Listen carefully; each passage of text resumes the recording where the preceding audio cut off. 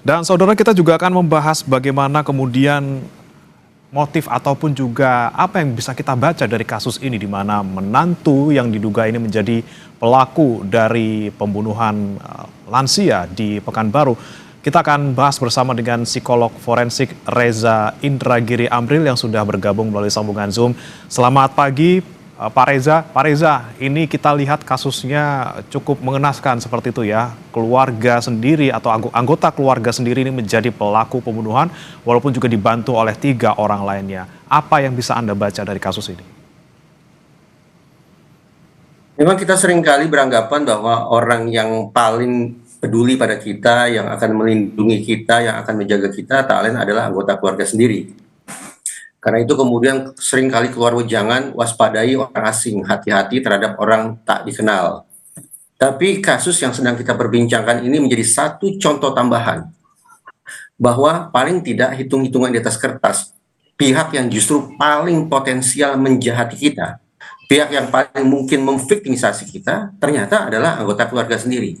Pertanyaannya kenapa? Justru anggota keluarga sendiri yang paling berpotensi untuk melakukan kejahatan terhadap diri kita. Jawabannya adalah ya karena anggota keluarga adalah orang yang secara umum mengenal tentang diri kita, mengenal situasi kehidupan kita, memahami resiko-resiko yang kita punya. Dia yang tahu persis bagaimana cara-cara yang bisa dilakukan untuk menaklukkan kita. Dia yang memahami harta benda yang kita miliki. Itu sebabnya sekali lagi saya katakan tampaknya kita perlu mengecek ulang apakah pihak yang perlu paling kita waspadai adalah orang yang tidak dikenal atau jangan-jangan justru adalah orang dekat termasuk anggota keluarga sendiri. Baik, nah ini kemudian yang menarik adalah faktanya bahwa AF ini terduga salah satu pelaku adalah menantu dari korban, kemudian eksekutornya yang laki-laki ini yang memukul korban ini diduga adalah selingkuhan ataupun kekasih dari menantu. Nah, Anda melihatnya bagaimana kemudian peran orang lain di luar keluarga yang juga terlibat dalam kasus ini?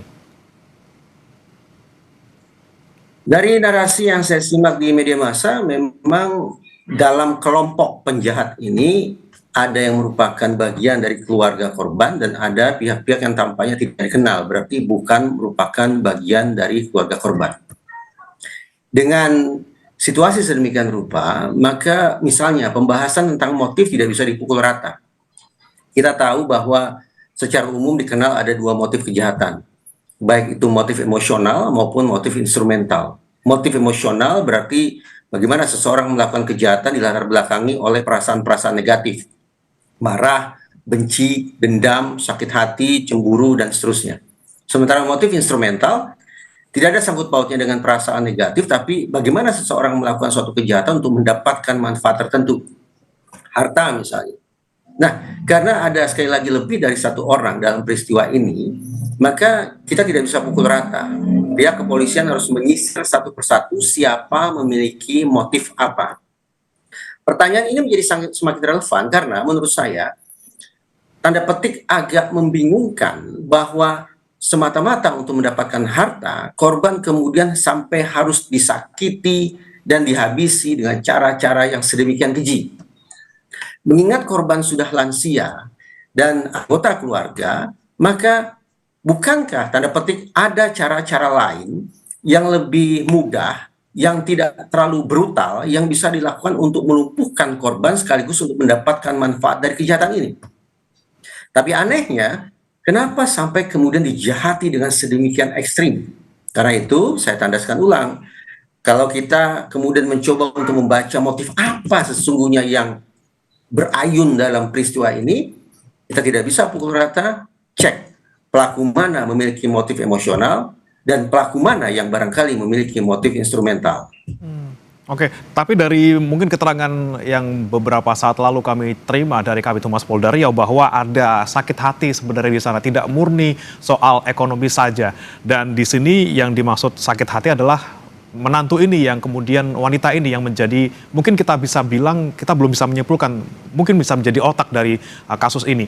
Anda melihatnya, betulkah memang sakit hati sebenarnya menjadi alasan utama dari para pelaku ini untuk bisa menghabisi nyawa korban dan juga mengambil hartanya? Sakit hati merupakan salah satu perasaan negatif yang sekali lagi memang bisa saja mendorong seseorang untuk melakukan kejahatan. Tapi sekarang kita coba bernalar bahwa laki-laki yang menggunakan masker, yang mengayunkan balok kayu sedemikian jahat itu, saya bayangkan dia bukanlah anggota keluarga. Saya bayangkan dia tidak memiliki perasaan negatif apapun terhadap korban. Sehingga benarkah seluruh pelaku ini bergerak ke rumah itu menjahati korban dengan tujuan untuk meluapkan perasaan sakit hati mereka? Saya masih mempertanyakan itu. Polisi yang akan menginvestigasinya. Sekali lagi, siapa pelaku yang sangat didominasi oleh motif emosional berarti datang ke rumah tersebut dan berkonfrontasi dengan korban guna meluapkan perasaan-perasaan negatifnya, dan mana pula pelaku yang datang ke TKP dengan tujuan untuk mendapatkan manfaat tertentu, dalam hal ini adalah harta, perhiasan, uang, ataupun sejenisnya. Nah, kalau kita melihat mungkin peran dari masing-masing pelaku, ada 4 orang di sana. Satu ini sebagai menantu, kemudian eksekutornya adalah laki-laki itu. Anda melihatnya seperti apa? Mungkin awal ketika datang, ini yang perempuan menantu ini kemudian sempat bersalaman, cium tangan gitu ya kepada korban. Sementara di sisi lain, dalam waktu yang tidak terlalu lama langsung berubah eskalasi gitu, langsung ada penganiayaan yang brutal di sana tapi oleh pelaku lainnya. Apakah kemudian eksekutor laki-laki ini yang kemudian dipilih karena mungkin tidak mempunyai kedekatan emosional sehingga bisa dengan mudah ataupun lebih tega gitu untuk mengenai korban daripada harus menantunya sendiri yang melakukannya? Tadi saya katakan bahwa tidak habis pikir bagi saya bahwa sekelompok penjahat ingin melumpuhkan korban, ingin mendapatkan manfaat tertentu dari korban, tapi sampai menjahati korban dengan cara yang sedemikian ganas gitu ya. Karena itu, saban kali berhadapan dengan perilaku-perilaku jahat yang ekstrim, yang eksplosif, yang katakanlah berada di luar pemahaman, paling tidak pemahaman saya acap kali mempertanyakan seberapa jauh pelaku, dalam hal ini adalah laki-laki yang mengayunkan balok kayu itu, seberapa jauh dia dalam kondisi kesadaran yang maksimal ketika melakukan aksi tersebut. Adakah pengaruh miras? Adakah pengaruh narkoba? Sampai dia sekali lagi, hitung-hitungan di atas kertas, tidak perlu melakukan tindakan yang sedemikian biadab untuk melumpuhkan korban. Nah, ini menjadi sebuah spekulasi yang beralasan untuk dikemukakan, sehingga perlu diinvestigasi oleh pihak kepolisian. Karena salah satu biang kerok mengapa manusia melakukan kejahatan adalah pengaruh miras. Ada 3 faktor utama, tetapi salah satunya adalah miras ataupun zat-zat kimia terlarang, nafza, katakanlah demikian. Nah, ini menjadi suatu hal yang sangat relevan untuk mengecek. Kenapa, saya ulangi, kenapa untuk melumpuhkan korban harus dilakukan sebuah langkah yang sedemikian penuh dengan kebencian kesan. Seolah-olah aku tidak cukup memiliki rasionalitas, tidak cukup memiliki penalaran yang tanda petik lebih sederhana, bahwa untuk menaklukkan seorang lansia yang notabene memiliki kedekatan keluarga dengan salah satu pelaku, bukankah bisa digunakan cara-cara yang lebih masuk akal, yang lebih sederhana, yang tanda petik tidak sekejam itu gitu. Mudah-mudahan pemirsa dan terlebih keluarga korban tidak salah tafsir dalam perkataan saya ini. Tapi saya hanya ingin memberikan dukungan kepada pihak kepolisian untuk tidak melakukan pukul rata, tapi sisir satu persatu, dan apa gerangan yang mempengaruhi masing-masing orang tersebut berperilaku sesuai dengan peran yang sudah mereka bagikan atau mereka bangun strateginya sejak sebelum mereka berada di TKP. Okay. Demikian pula kalau kita tinjau bahwa karena pelaku ini berkelompok, saya mengatakan by template, secara template cetakan dasarnya, kalau kita bicara tentang aksi kejahatan secara berkelompok, kita perlu tahu siapa yang punya hajatan besar, artinya siapa yang paling punya kepentingan bagi terjadinya peristiwa ini. Yang kedua, siapa yang menyediakan sumber daya, siapa yang menjadi cukongnya, siapa yang menyediakan balok kayunya, siapa yang menyediakan kendaraannya, siapa yang menghimpun orang-orangnya. Yang ketiga, eksekutor, yaitu pihak yang secara langsung berhadap-hadapan frontal dengan korban. Berarti saya bayangkan dari rekaman CCTV tersebut adalah laki-laki yang mengenakan masker, yang mengayunkan balok kayu. Keempat, siapa pihak yang membangun exit strategi atau jalan untuk meninggalkan TKP, cara untuk menghilangkan barang bukti, untuk mempengaruhi saksi, merusak CCTV, dan seterusnya. Nah, dengan menyisir 4 kemungkinan pelaku memiliki peran sespesifik itu, maka saya bayangkan mudah-mudahan kita akan mendapatkan potret yang lebih jernih, yang lebih deskriptif, yang lebih spesifik tentang apa sesungguhnya peran yang dimainkan oleh masing-masing pelaku, sehingga pada akhirnya permintaan tanggung jawab pidana kepada mereka pun akan spesifik sesuai dengan peran atau kontribusi mereka dalam aksi kejahatan ini. Oke, peran masing-masing yang harus didalami tidak hanya secara kelompok 4 pelaku, tapi bagaimana kemudian masing-masing ini mempunyai niat ataupun tadi motif yang mereka bisa mendorong melakukan hal tersebut. Tapi yang kemudian menjadi pertanyaan adalah pelaku ini sepertinya kok terencana tapi kok belum matang ya, karena mereka melakukan hal tersebut baru kemudian merusak CCTV, walaupun kemudian CCTV tidak rusak secara utuh, kita bisa saksikan sampai sekarang. Kita akan bahas setelah jeda ini. Pak Reza, tetap bersama kami saudara di Breaking News Kompas TV. Anda masih menyaksikan Breaking News Kompas TV. Saudara, polisi telah menangkap 4 pelaku pembunuhan lansia disertai perampokan di Pekanbaru Riau. 2 pelaku ditangkap di Aceh Tengah, sementara 2 pelaku lainnya ditangkap di Kota Binjai, Sumatera Utara. Korban sebelumnya dirampok dan tewas di rumahnya oleh 4 pelaku pada Rabu lalu. Pelaku juga mencuri barang berharga milik korban.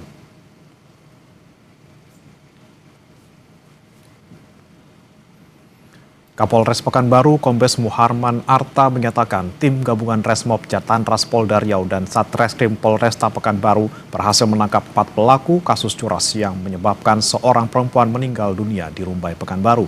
2 pelaku ditangkap di Aceh Tengah dan 2 lainnya diamankan di Kota Binjai, Sumatera Utara. Akan ada jumpa pers terkait dengan detail pengungkapan kasusnya, seperti kami kutip dari rilis Kapolres Pekanbaru, Kombes Muharman Arta kepada grup WhatsApp wartawan.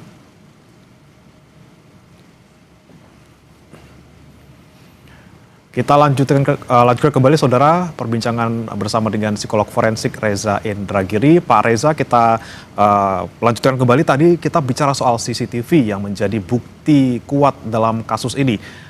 Upaya dari pelaku kemudian setelah melakukan hal tersebut berusaha merusak CCTV, dan juga dari CCTV kita lihat ada sesuatu benda yang diduga memang balok kayu yang sudah disiapkan sebelumnya. Ini bagaimana Anda melihatnya? Apakah sudah terencana tapi belum matang atau seperti apa sebenarnya?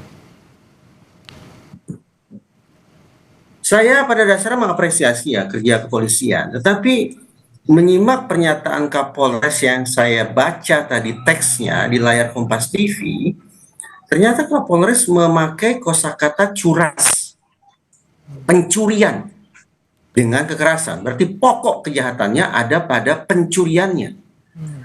Kalau pokok kata atau pokok peristiwa ini ada pada pencuriannya, berarti semestinya sekarang sudah terjawab bahwa menurut kepolisian, paling tidak sejauh ini merupakan kejahatan yang dilatar belakangi oleh motif instrumental.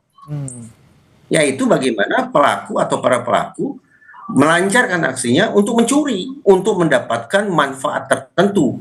Karena mencuri ya saya bayangkan manfaat yang ingin diperoleh oleh para pelaku adalah harta, uang, perhiasan atau sejenisnya. Jadi ketika pada segmen sebelumnya saya terus terang merasa panas juga ya menyimak berita ini, sekaligus merasa kepedihan dan kesedihan yang sangat berat. Tetapi ternyata ini tanda petik sebatas peristiwa pencurian. Karena itu izinkan saya untuk mendorong pihak kepolisian untuk memastikan sekali lagi, apakah ini cukup peristiwa ini dibingkai tanda petik semata-mata sebagai sebuah peristiwa pencurian? Atau memang para pelaku ini sudah datang dengan niatan untuk menghabisi korban? Karena kalau ternyata peristiwa ini tanda petik sebatas peristiwa pencurian, betapapun disertai kekerasan, ekspektasi sebagian masyarakat bahwa para pelaku dihukum berat, dikenakan pasal pembunuhan berencana misalnya, akan menjadi isapan jempol belaka gitu. Kita akan menelan pil pahit karena ternyata peristiwa yang mengerikan sekaligus menyedihkan ini adalah peristiwa pencurian yang disertai dengan kekerasan. Itu dulu pesan yang ingin saya sampaikan kepada pihak kepolisian. Nah, kalau kemudian kita bersepakat bahwa peristiwa ini harus dipotret sebagai sebuah kejahatan berencana, apalagi pembunuhan berencana, maka ya secara sederhana tampaknya kita akan bersepakat ini memang berencana. Ada sekian banyak orang datang ke lokasi Tidak mungkin spontan mereka datang dari tempat terpisah, datang ke TKP, ujuk-ujuk punya kepentingan yang sama, tampaknya mustahil. Mereka datang secara terencana, berhimpun sedemikian rupa untuk datang menemui korban. Namun, karena pihak kepolisian yaitu Humas Polda Riau, Pak Pandra mengatakan ini akan diinvestigasi dengan pendekatan saintifik, maka kata berencana itu juga harus diuraikan secara saintifik. Kata berencana ketika diurai secara saintifik dengan menggunakan psikologi forensik, maka berencana itu harus dipastikan bahwa di benak pelaku atau para pelaku sudah tersedia 4 unsur, 4 elemen, yaitu target, insentif, sumber daya, dan resiko. Target artinya para pelaku itu sebelum datang ke TKP tahu persis siapa gerangan pihak atau manusia yang akan mereka incar. Dan manusia yang akan diincar tersebut akan diapakan nantinya. Itu sudah harus terumuskan, sudah harus disepakati oleh para pelaku sebelum mereka sampai di TKP. Itu target. Elemen yang kedua, insentif. Mereka juga harus bersepakat sebelum sampai di TKP. Kita ini ingin mendapatkan manfaat atau insentif apa? Apakah mendapatkan harta? Ataukah menghilangkan nyawa manusia sebagai sebuah bentuk luapan perasaan negatif terhadap target? Itu harus dirumuskan. Ataukah kedua-duanya? Dapat harta iya, menghilangkan nyawa pun iya. Yang ketiga, sumber daya. Dalam peristiwa yang saya saksikan ini, sumber daya utamanya apa? Untuk menjahati korban adalah balok kayu. Oh ya, masuk catatan kaki sedikit ya. Kalau sebatas yang saya lihat di layar laptop saya ini, ketika laki-laki yang mengenakan masker hitam itu memasuki pagar dan sampai di pintu depan, dia membawa balok kayu atau tidak ya? Di mata saya kok dia tidak membawa alat apapun ya, tidak membawa balok kayu apapun ya. Sehingga jadi pertanyaan, di mana gerangan laki-laki itu mendapatkan balok kayu tersebut? Pak Reza, Sehingga untuk nanti kita bisa lihat nanti Pak Reza, sebenarnya nanti ada satu lagi pelaku laki-laki yang membawa barang seperti agak panjang dan besar dan tertutup jaket, seperti itu Pak. Ini kita lihat bersama-sama Pak. Oh benar ya, berarti kemungkinan ini nah sekarang juga saya sebetulnya sekarang sedang ingin berbicara tentang elemen yang ketiga, yaitu sumber daya. Apa gerangan instrumen yang dimiliki oleh para pelaku untuk melancarkan aksi jahatnya? Berarti terjawab sudah. Sebelum sampai di TKP, mereka sudah membekali diri dengan instrumen berupa balok kayu. Apalagi kendaraan bermotor. Keberadaan teman, karena mereka lebih dari 1 orang, keberadaan teman pun sesungguhnya merupakan sebuah sumber daya. Jadi pada elemen yang ketiga, terkait dengan instrumen atau sumber daya kejahatan ini terjawab sudah. Nah, masuk ke elemen yang keempat, yaitu resiko. Pada titik ini, saya membayangkan para pelaku sama sekali tidak menduga bahwa ternyata di rumah tersebut tersedia CCTV. Kalau mereka sudah memahami atau mengetahui bahwa di situ ada CCTV, maka jangan salah tafsir. Bukankah semestinya urut-urutan berpikir dan bekerjanya adalah rusak CCTV terlebih dahulu, baru kemudian melancarkan aksi? Bukan dibalik, melancarkan aksi baru merusak CCTV, menurut saya tidak logis. Gitu. Nah, karena itu saya katakan tadi, saya pikir kita semua bersepakat ini sebuah kejahatan berencana. Tapi agar betul-betul saintifik, maka kata berencana itu harus diuraikan sebagai suatu istilah yang terukur, bahwa di kepala para pelaku sudah tersedia target, insentif, sumber daya, dan resiko, yaitu kalkulasi resiko sebelum mereka sampai di TKP. Kalau 4 elemen itu dipastikan tersedia sebelum mereka masuk ke TKP, sebelum mereka melancarkan aksi, dan 4 elemen tersebut tersedia secara keseluruhan atau kumulatif, maka sah sudah. Ini memang merupakan kejahatan berencana. Tapi pertanyaannya, apakah perencanaan manusia atau perencanaan setiap pelaku kejahatan itu selalu sama? Ternyata tidak. Di dalam KUHP, kata berencana tidak dirinci lebih jauh. Misalnya, sangat terencana, sempurna terencana, kurang terencana, atau semacamnya. Tidak ada. Berencana di dalam KUHP hanya dirumuskan menjadi kata tunggal, yaitu berencana. Itu artinya menggiring kita untuk sampai pada pemikiran bahwa pelaku hanya punya 2 kemungkinan, berencana atau tidak berencana. Nah, ini memang merupakan penyederhanaan hukum yang saya pahami, tapi pada saat yang sama memunculkan kompleksitas psikologis untuk menakar seberapa jauh sesungguhnya tingkat perencanaan pelaku atau para pelaku kejahatan. Karena realitasnya Dalam peristiwa ini misalnya, saya menakar ini merupakan sebuah kejahatan yang berencana, tetapi ada satu elemen yang tidak sungguh-sungguh direncanakan secara matang, yaitu paling tidak terkait dengan elemen resiko. Karena itu, ini berencana, tetapi tampaknya tidak sungguh-sungguh organized, tidak sungguh-sungguh well organized, tapi turun tingkatannya menjadi barangkali cukup terencana, atau agak terencana, atau semacam itu.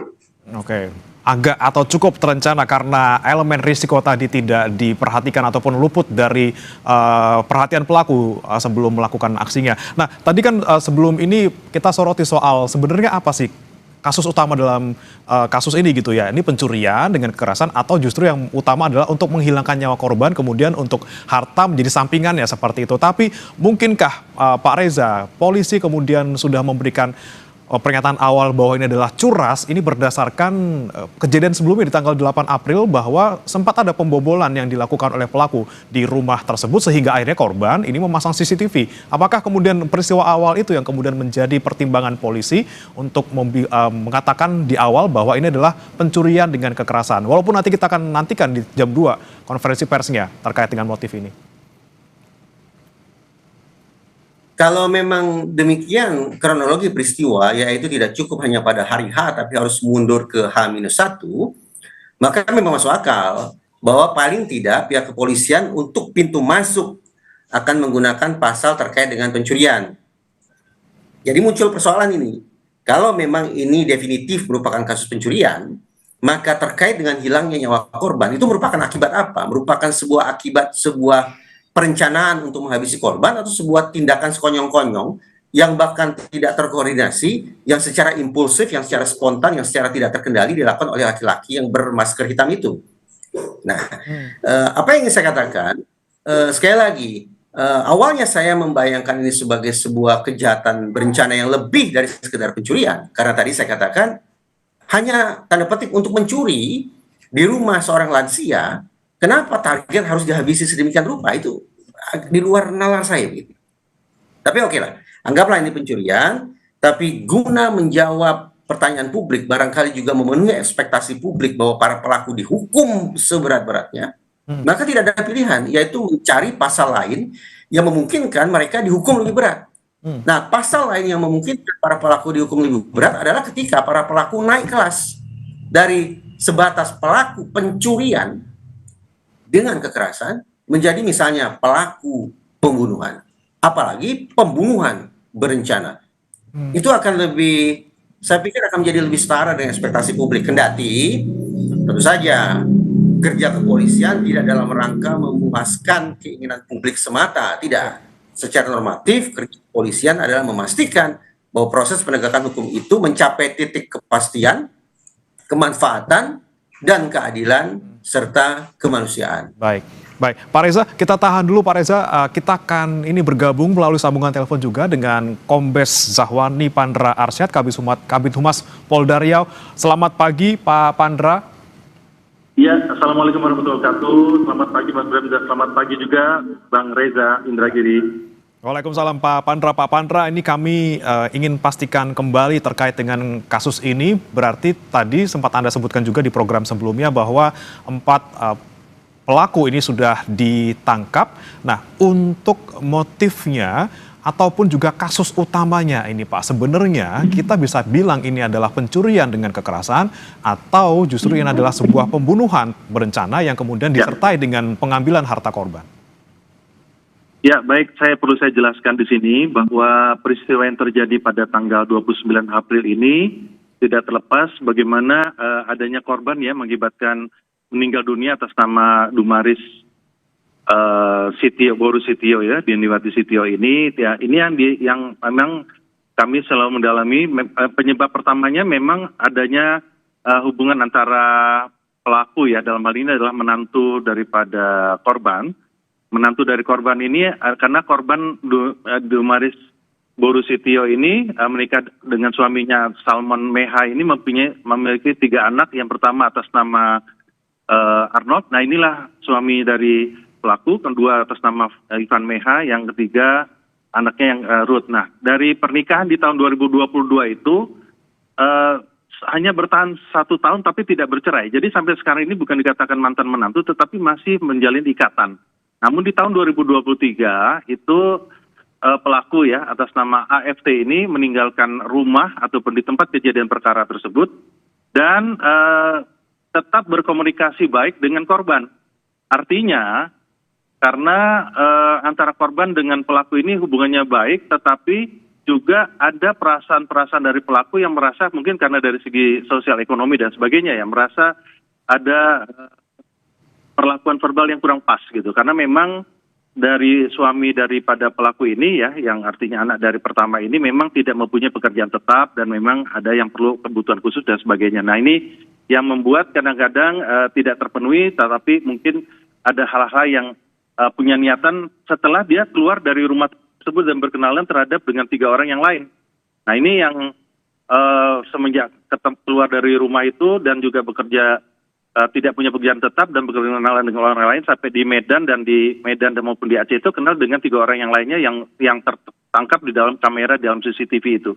Nah dari ketiga orang dan termasuk pelaku yang punya inisiasi tersebut ya akhirnya terjadilah peristiwa yang kita saksikan bersama-sama. Jadi memang pasca kejadian di tanggal 8 April artinya memang sudah ada niat daripada pelaku ya untuk melakukan pengambilan barang, sejumlah barang milik korban pada tanggal 8 April. Kemudian pihak keluarga sebenarnya sudah mengidentifikasi terhadap siapa sebenarnya pelakunya, tetapi tetap tidak dilaporkan oleh korban.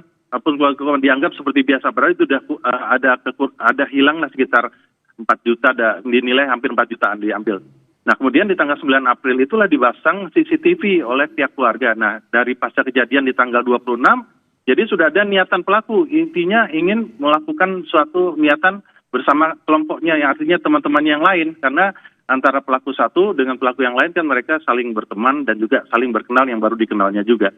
Nah itulah yang terjadi. Artinya sampai terakhir 2024 korban ini juga masih memberikan uang kepada menantunya ini atau tersangka AFT ini, bahkan kalau dia sakit dia kirim. Nah, dan tidak ada rasa kecurigaan pada saat jam 9 pagi hari tanggal 29 April 2026 tidak ada kecurigaan sehingga pelaku yang menggunakan baju hitam dan celana warnanya agak coklat dan sebagainya itu ya bersekongkol dengan teman-teman yang lain. Nah, inilah yang kita lihat di sini suatu kasualitas yang terjadi, yang peristiwa yang terjadi seperti itu, Bang Bram. Jika tidak ada dendam ataupun hubungan selama ini baik-baik saja dan diawali dengan peristiwa pembobolan rumah di tanggal 8 April, apakah ini kemudian menjadi dasar dari Anda, pihak kepolisian gitu untuk menyimpulkan bahwa ini adalah pencurian dengan kekerasan yang berakibat korban meninggal dunia, Pak? Jadi begini, artinya justru si tersangka AFT ini keluar dari rumah itu karena ada perasaan sakit hati secara kekerasan verbal yang dilakukan oleh menurut dia itu adalah kekerasan verbal yang dilakukan oleh korban. Ya mungkin karena status sosial dan sebagainya, kamu kok artinya ya bahasa status sosialnya mungkin ada bahasa-bahasa yang dia menyinggung perasaannya, ya, itu yang dibilang, dan dia punya perasaan dendam ingin menguasai ataupun juga memiliki harta daripada korban. Itulah dia coba dibobol pertama. Tapi yang namanya anak dengan menantu atau menantu dengan mertua dan sebagainya kan tidak ada putus begitu. Bahkan juga yang menjodohkan tersangka AFT ini dengan anak yang pertama ini yang berkeras justru korban. Karena masih ada ikatan kekerabatan. Jadi setidaknya walaupun itu tidak harmonis dan sebagainya, tapi berupaya bagaimana mereka tetap bisa dipersatukan, kan seperti itu. Tapi si pelaku ini keburu artinya punya niatannya ya ada rasa dendam dan sakit hati ya, karena memang ekonominya tidak terpenuhi, sedangkan dia yang merasa mungkin kekerasan verbalnya ada merasa terhina lah seperti itu. Itu yang dirasakan untuk pengalaman pertama. Tapi kalau peran masing-masing tentunya kita sedang dalami karena memang pelaku baru kami dapat tadi malam ya. Tadi malam dan juga Bapak Kapolda Riau Irjen Heri Heriawan juga memerintahkan untuk betul-betul dituntaskan secara profesional, secara scientific crime investigation, jadi betul-betul penyelidikan secara ilmiah, baik itu melibatkan semua pihak, bahkan kita juga melakukan pendampingan psikologi atau yang kita sebut dengan PTSD atau post trauma stress disorder untuk keluarga korban yang mengalami trauma yang cukup mendalam. Begitu Mas Bram. Pak Pandra, izin kami ingin pastikan kembali untuk identitas dari keempat pelaku ini, Pak. Berarti untuk AF ini untuk saat ini statusnya masih menantu atau mantan menantu sebenarnya dari pemeriksaan sementara? Ya, dari pemeriksaan pertama dan pengakuan dari keluarga, terutama dari bapak mertua pun ayahnya, itu masih statusnya masih belum ada proses untuk secara resmi. Jadi hanya berpisah, meninggalkan rumah aja sampai dengan saat ini, sampai pasca kejadian. Jadi masih statusnya masih menantu. Baik, kemudian Demikian. untuk pelaku lainnya Pak, untuk yang laki-laki sebagai eksekutor, ini benarkah kemudian kekasih ataupun selingkuhan dari AF, dan siapa dua orang lainnya yang tidak dikenal oleh korban ini? Ya, ini yang masih didalami. Yang jelas, menurut pengakuan dari pemeriksaan awal saja, dia itu mengenal daripada pelaku. Ya, kalau yang perempuan kan itu ada 4 orang yang masuk di dalam lokasi tempat kejadian perkara atau di rumah korban. Yang perempuan itu adalah teman dari sejak dia masih berada di Medan dulu pada saat teman SMP-nya, yang perempuan itu. Yang perempuan. Kemudian yang laki-laki ini yang dia kenalnya juga baru dalam tidak sampai 1 tahun ini, baru beberapa bulan ini, yang dikenal dari pergaulan ya. Artinya sama dekat yang dia ketemu dari pergaulan yang di luar yang tentunya kita sedang dalami terhadap pelaku yang laki-lakinya, tersangka yang laki-laki. Dan ini tentu pada kesempatan siang ini kami akan melakukan konferensi pers secara komprehensif. Kami akan sampaikan kepada publik peran daripada masing-masing, dan juga kami sedang melengkapi konstruksi pasal yang dipersangkakan sebagaimana aturan di dalam undang-undang yang baru tentang Undang-Undang Nomor 1 2023 tentang Kitab Undang-Undang Hukum Pidana. Ya, sudah ada pasal-pasal terhadap persangkaan perencanaan pembunuhan, kemudian pencurian dengan kekerasan mengakibatkan orang meninggal dunia yang tentunya ancamannya lebih dari 5 tahun, 9 tahun lebih. Ya, kami sudah menerapkan di pasal-pasal tersebut, diantaranya 458, 459 juga, dan pasal-pasal yang sesuai dengan konstruksi pelaku yang dilakukan. Mungkin itu yang bisa kami sampaikan, Mas Bram. Baik, Pak Pandra, izin bukan bermaksud untuk mendahului nanti konferensi pers yang akan dilakukan, tapi untuk otak ataupun main villain dalam kasus ini, bisa dipastikan ini adalah sang menantu, Pak, si AF ini, Pak? Iya, betul sekali. Semua bermula daripada tersangka AFP ini yang berusia 21 tahun, yang mana merupakan menantu daripada korban ataupun anak menantu ataupun dari anak pertama korban. Baik. Begitu. Baik, Pak Pandra, kami nanti akan nantikan bagaimana konferensi pers yang dilakukan di Polda Riau. Kita nantikan bersama-sama detailnya seperti apa. Terima kasih Pak Kombes Zahwani Pandra Arsyad, Kabid Humas Polda Riau, sudah bergabung bersama kami Terima di Breaking News Kompas TV. Ya, selamat siang. Dan saudara, nanti kami juga akan kembali berdialog bersama Pak Reza Indra Giri Amril, tapi kita tahan dulu. Tetap bersama kami di Breaking News Kompas TV.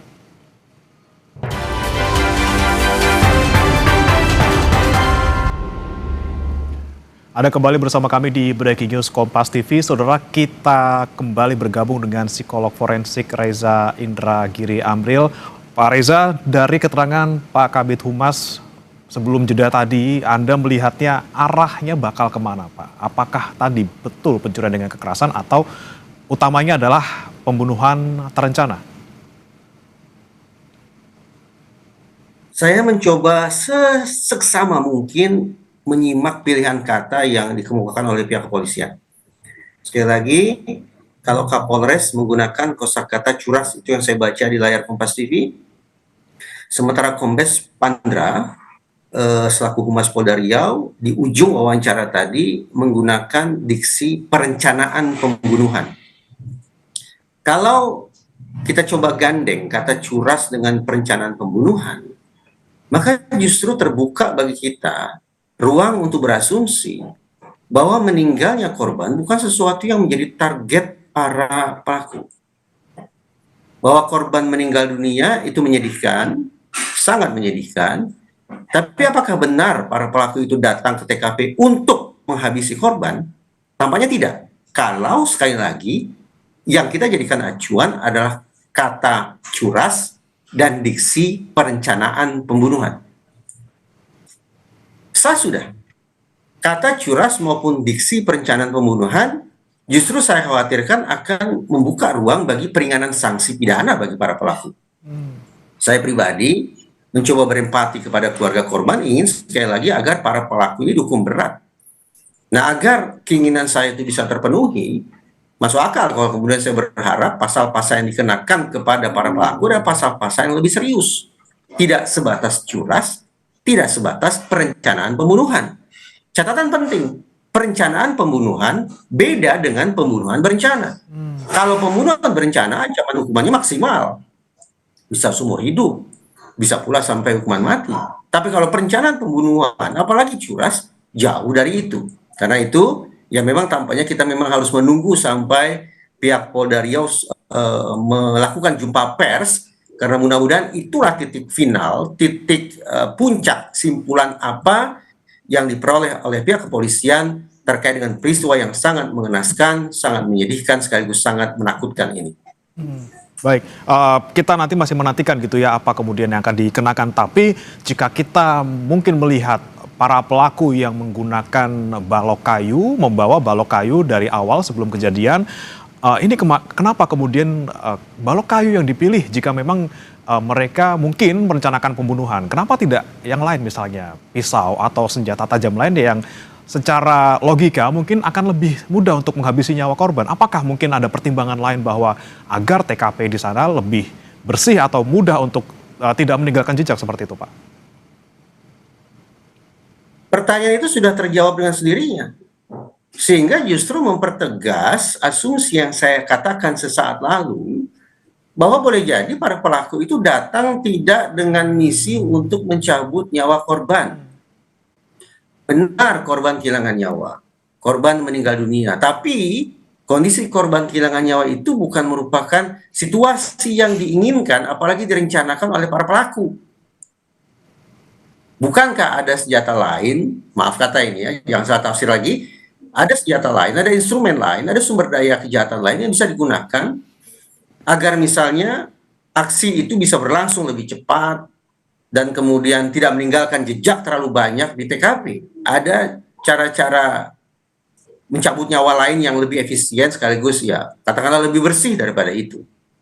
Karena itu memang patut dicek ulang ini. Dua hal yang perlu dicek ulang. Pertama, karena ada 4 pelaku, maka siapa memiliki motif apa tidak bisa dipukul rata. Termasuk kemungkinan adanya pelaku tertentu yang berada di bawah pengaruh zat-zat terlarang, di bawah pengaruh nafza, yang mengakibatkan kontrol perilaku yang bersangkutan menjadi sirna dan justru muncul dorongan-dorongan untuk menampilkan perilaku kekerasan yang sedemikian ekstrim. Itu adalah kemungkinan-kemungkinan yang bisa diakibatkan oleh orang yang menyalahgunakan nafza. Dan hal yang kedua yang juga perlu dipastikan adalah ini pokok pidananya apa?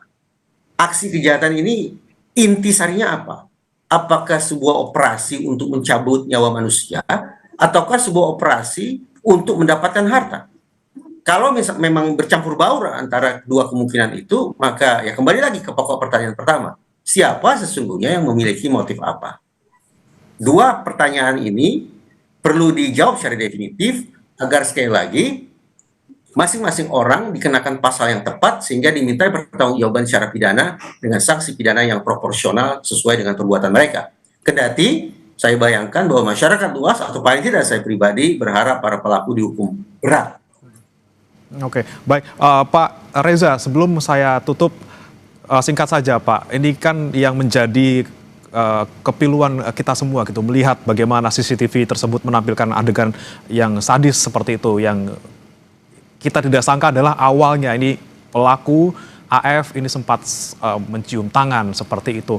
Anda melihat adakah mungkin kelainan psikologis yang dialami oleh pelaku ini, menantu ini, yang kemudian kalau memang dari awal niatnya sudah jelek, kemudian kenapa dia harus cium tangan? Bukankah bisa tidak melakukan hal seperti itu? Saya ingin memastikan para pelaku dihukum berat. Agar para pelaku dihukum berat, maka proses pertanggungjawaban pidana harus maksimal. Agar proses pertanggungjawaban pidana berlangsung maksimal, kita hanya boleh punya satu asumsi, bahwa para pelaku sehat, waras, normal, tidak ada gangguan jiwa, tidak ada penyakit mental, dan sejenisnya. Sekali saja kita buka celah bagi mereka untuk membangun alibi bahwa ini gangguan mental, ini ketidakwarasan, ini penyakit jiwa dan sejenisnya, maka sadar tidak sadar kita memberikan kemungkinan atau bahkan memberikan persenjataan kepada mereka untuk lolos dari jerat pidana atau paling tidak untuk mendapatkan peringanan sanksi pidana.